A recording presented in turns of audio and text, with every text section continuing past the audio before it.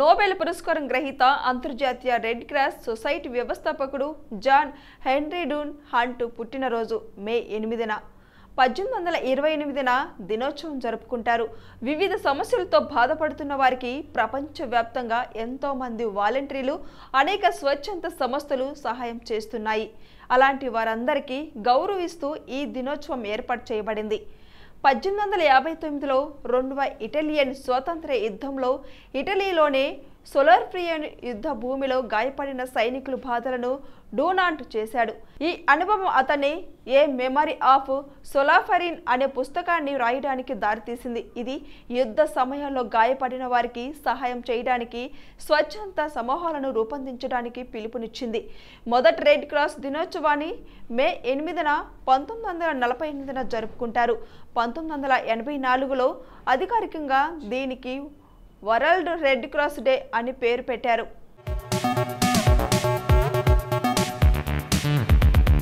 ప్రపంచవ్యాప్తంగా పేద ప్రజలు అనేక రకాల సమస్యలతో బాధపడుతున్నారు.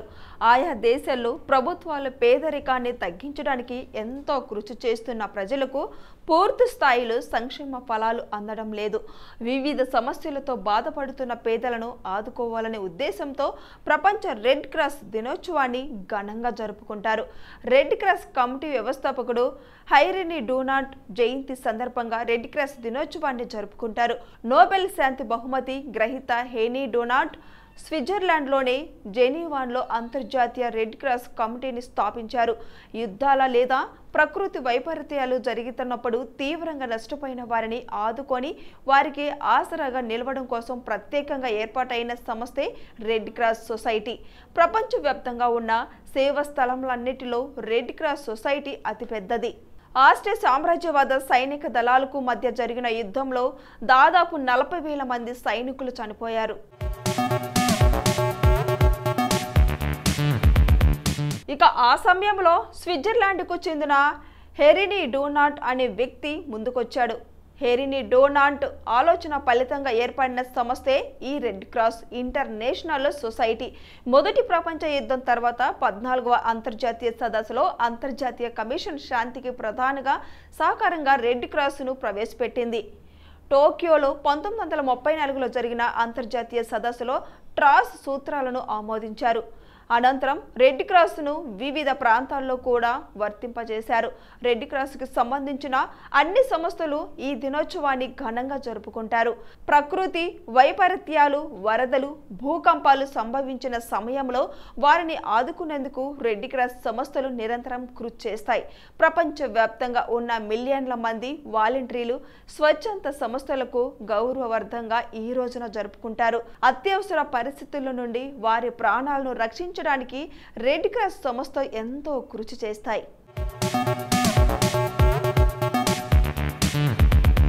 1933 మోహన్ దాస్ కరాచంద్ గాంధీ మే 8న 1933న 21 రోజుల స్వయ శుద్ధి నిరాహార దీక్షను ప్రారంభించారు. అదే రోజు అంటరాని వారి జీవితాలను మెరుగుపరిచేందుకు హరిజన ఉద్యమాన్ని ఆయన ప్రారంభించారు. గాంధీ హిందూ సమాజంలోనే దళితులను ఆచరపరచాలని దేవుణ్ణి పిల్లలుగా పేర్కొన్నాడు. కానీ అతని ప్రచారాన్ని ఖండించడం దళిత నాయకుడు బిఆర్ స్వాతంత్ర్యానంతరం భారత రాజ్యాంగ నిర్మాత అంబేద్కర్ 1962 రణబీంద్ర భారతి విశ్వవిద్యాలయం మే 8న కోల్కతాలో స్థాపించబడింది. ఇది భారతీయ కవి రవీంద్రనాథ్ ఠాగూర్ జన్మ శతాబ్దిగా గుర్తించబడింది. అతను సాహిత్యంలో మొదటి యూరోపియనేతర నోబెల్ బహుమతి విజేత. 2069 ఏళ్ల భారతీయ సంతతికి చెందిన లార్డ్ స్వరాజ్ పాల్ బ్రిటన్లోని 4వ అతిపెద్ద విశ్వవిద్యాలయానికి వైస్ ఛాన్సలర్స్గా నియమితులయ్యాయి.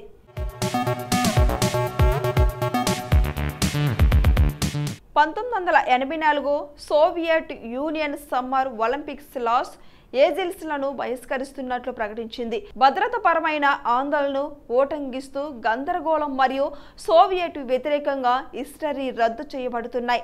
1987 British Army Special Air Service unit ఉత్తర ఐర్లాండ్లోని లోగల్లో తాత్కాలిక రిపబ్లిక్ ఆర్మీ యూనిట్పై దాడి చేసింది. 8 IRA సభ్యుడు మరియు ఒక పౌరుని చంపింది. 1988 ఫ్రాంకోస్ మిత్రన్ పార్టీ ఫ్రెండ్స్లో 7 సంవత్సరాల తిరిగి ఎన్నికైంది. 1997 చైనా యొక్క సదర్సన్ ఎయిర్లైన్స్ ఫ్లైట్ 3456 కుప్పకూలింది. 35 మంది మరణించారు.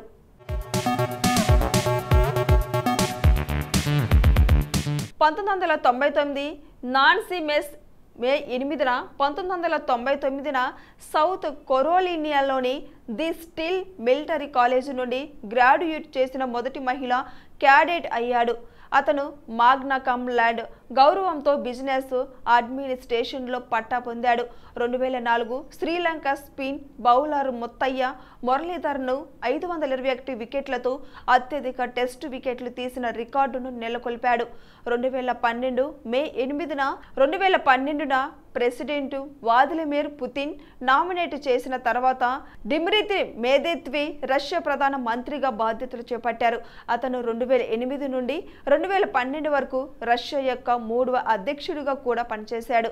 అవినీతి దేశం యొక్క అత్యంత తీవ్రమైన సమస్యగా గుర్తించిన వ్యక్తి మరియు అవినీతి వ్యతిరేక ప్రచారం నిర్వహించారు.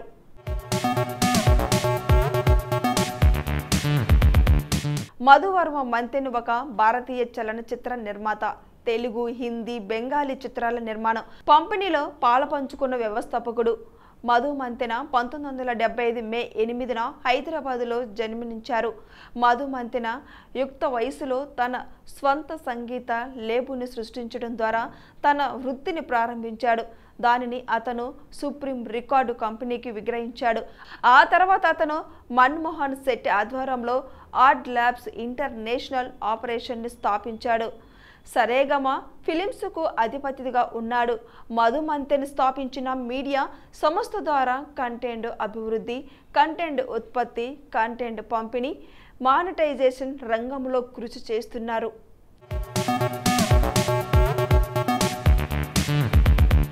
దేవిప్రసాద్ శెట్టి ఒక భారతీయ పారిశ్రామికవేత్త, కార్డియాక్ సర్జన్. అతను భారతదేశంలోనే 21 వైద్య కేంద్రాల గొలుసు ఆయన నారాయణ హెల్త్ చైర్మన్, వ్యవస్థాపకుడు. 1,00,000కు పైగా గుండె ఆపరేషన్లు చేశారు. 2004లో 4వ అత్యున్నత పౌర పురస్కారమైన పద్మశ్రీ, 2012లో పద్మభూషణ్, చౌకైన ఆరోగ్య సంరక్షణ రంగానికి చేసిన కృషికి భారత ప్రభుత్వం నుండి 3వ అత్యున్నత పౌర పురస్కారం లభించింది. శెట్టి భారతదేశంలోని కర్ణాటకలోని దక్షిణ కన్నడ జిల్లాలోని కిన్నిగోలి అనే గ్రామంలో 1953 మే 8న జన్మించాడు. 1989లో భారతదేశానికి తిరిగి వచ్చిన ఆయన మొదటి కోల్కతాలో బిఎం బిర్లా ఆసుపత్రిలో పనిచేశారు. 1992లో దేశంలో మొట్టమొదటి నయోనాటల్ ఆర్ట్ సర్జరీని 21 రోజుల చిన్నారి రోనికి విజయవంతంగా నిర్వహించారు. కోల్కతాలో మదర్ తెరిసాకు గుండెపోటు రావడంతో ఆమెకు శస్త్రచికిత్స చేసి ఆ తర్వాత ఆమె వ్యక్తిగత వైద్యుడిగా సేవలందించారు.